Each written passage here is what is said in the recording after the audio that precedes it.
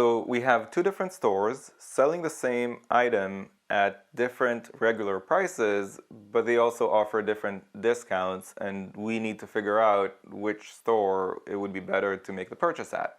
I feel like now in the age of online shopping, we have to figure something like this out every other day. Now, statement 1 just gives us the percentages of the discounts in each of the stores, but without knowing what the regular prices are, I don't see how this could be sufficient to answer the question. Same with statement 2. Statement 2 just gives us the actual discounts in each of the stores, but again, without knowing the regular prices, how could I possibly tell which of these is the better purchase? I don't know. So neither statement is sufficient on its own, and we're down to answer choices C or E.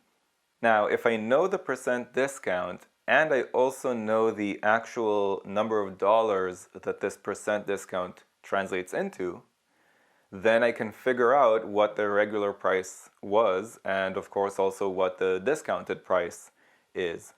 Just to illustrate that point, if I tell you that a 10% discount is $2, then the regular price must have been $20, because 10% of 20 is 2, and then the discounted price would be $18. So I'm just giving that as an example to illustrate that, yes, if I know the percent discount and I also know the number of dollars that this percent discount translated into, then I can infer really anything I want to infer, which is the starting price and the discounted price.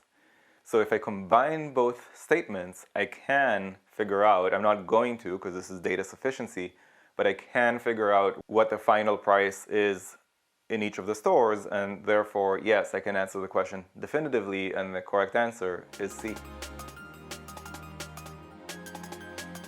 If you found this video useful, go to quantreasoning.com for a lot more where that came from.